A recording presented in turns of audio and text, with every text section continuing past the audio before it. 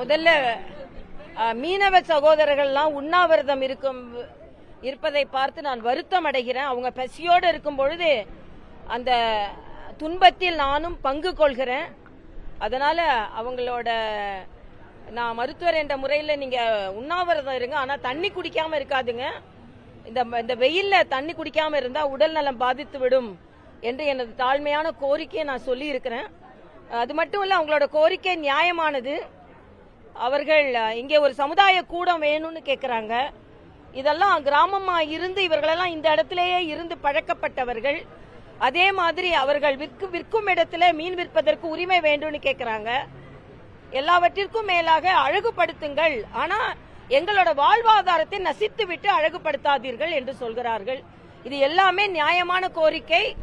இது முதலமைச்சர் அவர்கள் மீனவ சமூகத்தின் மீது அக்கறை உள்ளவர் என்று சொல்லிக் கொள்ளுகின்ற முதலமைச்சர் அவர்கள் இதில் தனி கவனம் செலுத்த வேண்டும் என்று நான் கேட்டுக்கொள்கிறேன். இங்கே சட்டமன்ற உறுப்பினராக தேர்ந்தெடுக்கப்பட்டவர், இவர்களிடம் நீங்க எதிர்கட்சி, அதனால நாங்க அதனால நீங்க கலாட்டா பண்றீங்க அப்படின்லாம் சொல்லி அவர்களின் உண்மையான உணர்வுகளை புண்படுத்த கூடாது என்பதும் அவர்களின் கோரிக்கை நியாயமான கோரிக்கை என்ற வகையில் முதலமைச்சர் தனியாக இதில் கவனம் செலுத்த வேண்டும் என்பதும், நமக்கு ஆதரவான மக்கள் பசியோடு அமர்ந்திருக்கிறார்கள், அதை பொறுத்துக் கொள்ள கூடாது அரசாங்கம் என்பதையும் நான் தெரிவித்துக் கொள்கிறேன். அதனால உடனே செவிசாய்க்க வேண்டும் என்பது எனது கருத்து. அவர்கள் எலெக்ஷன் நாங்க வரும்போதே இந்த கோரிக்கையெல்லாம் வைச்சாங்க. நியாயமான கோரிக்கை என்ற வகையில் இதையெல்லாம் நிறைவேற்ற வேண்டும் என்று நான் கேட்டுக்கொள்கிறேன். அதான் சமுதாய கூடம் கட்ட வேண்டும் சொல்லிட்டேன். மூணு கோரிக்கை சொன்னேன், மூணையும் கோரிட்டேன்.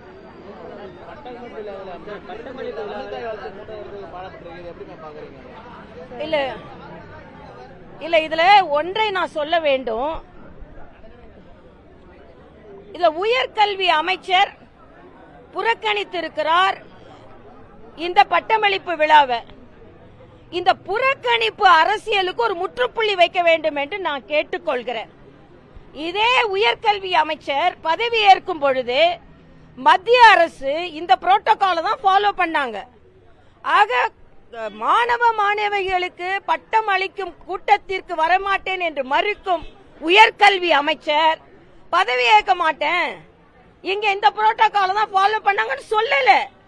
மாணவர்கள் ஒரு கோரிக்கை வைத்திருக்கிறார்கள், ஆளுநர் தான் எங்களுக்கு பட்டம் அளிக்க வேண்டும் என்று. நான் ஏன்டையும் அந்த மாதிரி நிறைய நாள் கோரிக்கை வைத்திருக்கிறாங்க, நான் அதை செவி சாய்த்து இருக்கிறேன். ஏன்னா யூஸ்வலா கவர்னர் புரோட்டோகால் என்ன சொல்லுவாங்கன்னா, பிஹெச்டி கோல்டு மெடலுக்கு கொடுக்கணும், அப்புறம் நீங்க கொடுக்க வேணாம் நம்ம அதிகாரிகள் சொல்லுவாங்க. நாங்களே எல்லாருக்கும் கொடுத்தும் பழகி இருக்கோம். மாணவர்கள் இந்த கோரிக்கை வைத்திருக்கிறார்கள், ஆளுநர் அதற்கு செவிமடுத்து எல்லோருக்கும் பட்டம் கொடுக்கிறேன் என்று சொல்கிறார். அது உண்மையிலேயே பாராட்டுக்குரியது. ஆனா ஆளுநர்கிட்ட கோரிக்கை வைத்த அதே மாணவர்கள் உயர்கல்வி அமைச்சரிடம் உங்களுக்கு நாங்க ஓட்டு போட்டிருக்கோம், ஏதாவது ஒரு காரணத்தை சொல்லிட்டு புறக்கணிப்பது சரியில்லை, அதனால எங்களது பட்டமளிப்பு விழாவிற்கு நீங்கள் வர வேண்டும் என்ற கோரிக்கை வைக்க வேண்டும் என்று நான் கேட்டுக்கொள்கிறேன்.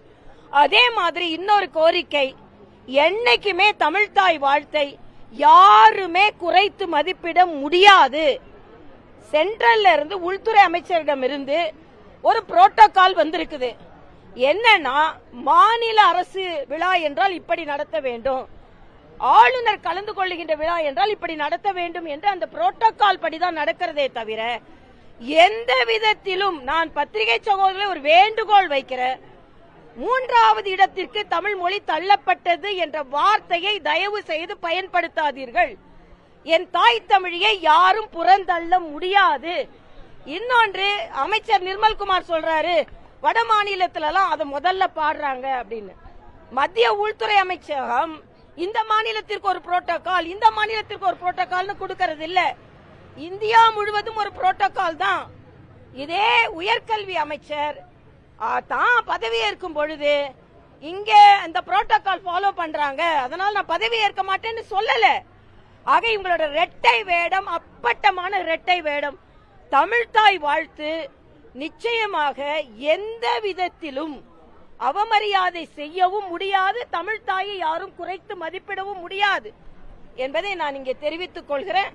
அது அந்த வழிமுறைகளில் அப்படி வருவதனால் அவர்கள் அப்படி பாடி இருக்கிறார்கள். இன்னொன்று, மூன்றாவதாக முதலுக்கு பதிலாக அப்படின்ற வார்த்தை இதுல தப்பு.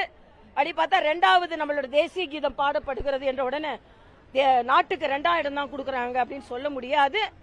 இதில் எல்லாமே சமமாக நாடு, தேசிய பாடல், நாட்டு பாடல், நம் மொழி பாடல் எல்லாமே சமமாக மதிக்கப்படுவது, சமமாக மரியாதை கொடுக்கப்படுவது. இன்னும் சொல்ல போனால் என் தாய் தமிழ் பாடப்பட்ட உடனேயே நிகழ்ச்சி ஆரம்பிக்கப்படுகிறது என்ற வகையில் என் தமிழ் தாய்க்கு முக்கியத்துவம் கொடுக்கப்படுகிறது என்பதைத்தான் நான் தெரிவித்துக் கொள்கிறேன்.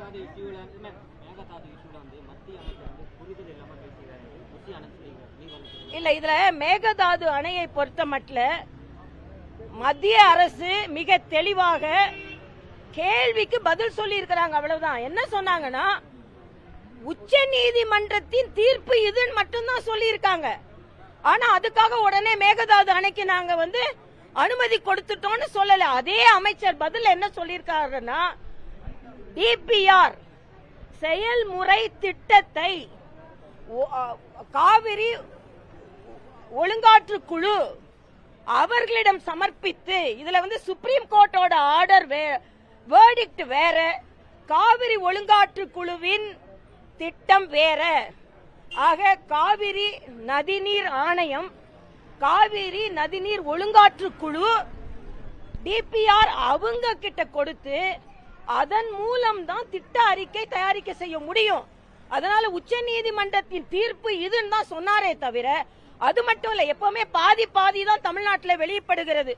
பிரகலாத் ஜோஷி இந்த உச்ச நீதிமன்றத்தின் தீர்ப்பை பற்றி பாராளுமன்றத்தில் பேசின பிறகு பிரகலாத் ஜோஷி என்ன சொல்லியிருக்கிறாருன்னா, கர்நாடகம் தமிழகத்திற்கும் ஒன்றாக அவர்கள் இணைந்து யாருக்கும் எந்த பிரச்சனையும் வந்துவிடக் கூடாது என்று கர்நாடகம் செயலாற்ற வேண்டும் என்ற ஒரு கோரிக்கை வைத்திருக்கிறார்.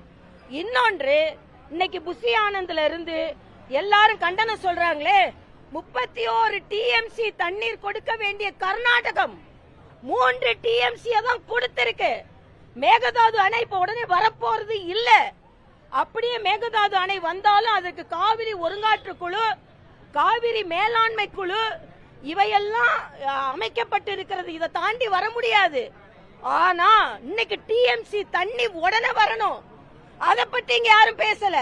நான் கேட்கிறேன், இதே புசி ஆனந்த், இதே காங்கிரஸ் கட்சியை சார்ந்தவர்கள் 31 டிஎம்சி வர வேண்டியதுக்கு 3 டிஎம்சி தான் கொடுத்திருக்கீங்க. இன்னும் 28 டிஎம்சி இந்த நேரம் வரைக்கும் வந்திருக்கணும்.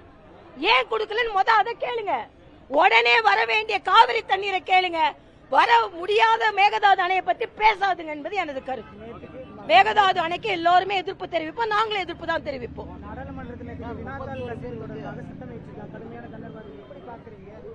அது மரியாதைக்குரிய பாரத பிரதமர் கடுமையாக இப்ப நம்ம ஐஐடியை சார்ந்த அவர் கூட சேர்ந்திருக்கிறாரு. நம்மளோட காமகோடி அவர்கள் சேர்ந்திருக்கிறார்கள்.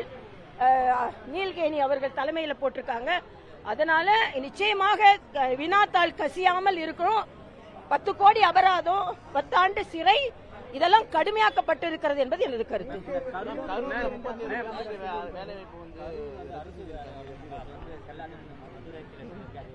இல்ல, அரசாங்கம் இன்னும் கொஞ்சம் எச்சரிக்கையாக நடந்திருக்க வேண்டும். அவங்க அரசு உயர்நீதிமன்றம் சொன்ன மாதிரி அந்த மக்களுக்கு நியாயம் கிடைக்க வேண்டும் என்பதில் எனக்கு எந்த மாற்று கருத்தும் இல்லை. ஆனா அவங்களுக்கு வருமானம் வருவதற்கு ஏற்பாடு செய்திருக்க வேண்டும். ஆனா அரசாங்க பதவிக்காக காத்திருக்கும் இளைஞர்களின் வாய்ப்புகளை தட்டி பறித்து விட்டு அதை கொடுக்க வேண்டும் என்று இல்ல. அவங்களுக்கு வருமானத்திற்கு ஏற்படுத்தி கொடுத்திருக்க வேண்டும். ஆனா அரசாங்கத்திற்காக பதவிக்காக காத்திருக்கும் இளைஞர்களின் வாய்ப்புகளை தட்டி பறித்து கொடுத்திருக்க கூடாது என்பது எனது கருத்து. நீட்டை பொறுத்த மட்டில் எந்த நேரத்தில் எங்க சொல்ல சொன்னாலும் நீட் தேவை என்பதை நான் வலியுறுத்துகிறேன். ஏன்னா சாமானிய மக்களுக்கு, அதனால்தான் வட இந்தியாவில் நீங்க பாத்தீங்கன்னா நீட்டை முறைப்படுத்துங்கன்னு தான் கேட்கிறாங்க. நீட்டை விளக்குங்கள் என்று கேட்கவில்லை சாமானிய மக்கள். நான் இன்னும் பெருமையா சொல்லுவேன், பாண்டிச்சேரி எல்ஜியா இருக்கும்போது 10% அரசாங்க பள்ளிகளில் படிக்கின்ற மாணவர்களுக்கு வாங்கி கொடுத்து இன்னைக்கு 50 குழந்தைகள் அரசாங்க பள்ளியில படிக்கிற மாணவங்க நேரடியா மருத்துவர்கள் ஆகிறார்கள். ஆனா 2014க்கு முன்னால உள்ள அரசாங்கங்கள் இத்தனை பேர் அரசாங்க பள்ளியில உள்ளவங்க மருத்துவத்துல சேர்ந்தாங்கன்னு சொல்லவே முடியாது. அதனால இதை முறைப்படுத்த வேண்டும் என்று கேளுங்கள். ஆனால் முற்றிலுமாக நீட்டை ஒழிக்க வேண்டும் என்று சொல்வது தனியார் மருத்துவ கல்லூரிகளுக்கு அவர்கள் சம்பாதிப்பதற்கு ஏதுவாக இருக்கும் என்பது எனது கருத்து.